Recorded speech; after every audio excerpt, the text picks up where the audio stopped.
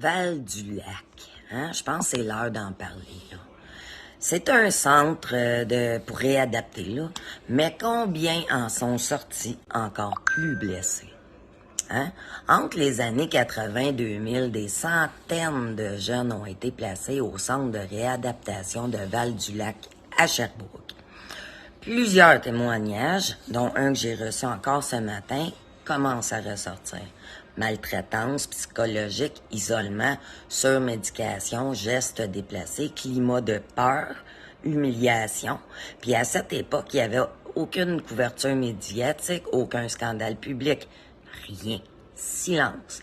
Aujourd'hui, on peut plus ignorer ça, hein? On s'en dégage. Un homme m'a contacté récemment. Plusieurs, mais un particulièrement, qui a fréquenté lui aussi Val-du-Lac dans les années 90. Ce qu'il m'a raconté, là, c'était lourd. C'était très lourd. Je sais qu'il n'est pas le seul, mais le nom d'une intervenante revient fréquemment. C'était pas la première fois que je l'entendais. D'autres noms circulent, mais beaucoup de ces figures d'autorité semblent aujourd'hui décédées. Comme si une page s'était tournée sans jamais avoir été écrite pour eux. Hein?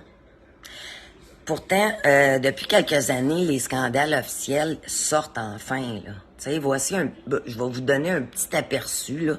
En 2019, plus de 30% de fugues, 210 cas en un an. Les autorités s'inquiètent de l'exploitation sexuelle des jeunes filles qui sont en fugue. Juin 2024, le protecteur du citoyen il a même dénoncé qu'une unité temporaire devenue un lieu de rétention inadéquat. Des jeunes y sont maintenus pendant des mois dans des conditions inacceptables, avec très peu de personnel formé adéquatement. Et en mai 2025, 2 nouvelles enquêtes s'ajoutent pour attouchement sexuel. 9 enquêtes en cours, oui, en 2025. Alors imaginez ce qui s'est passé avant qu'on commence enfin à lever le voile et à s'y intéresser, là. Hein? Fait que moi, là, suite à ça, j'aimerais ça faire un appel au témoignage.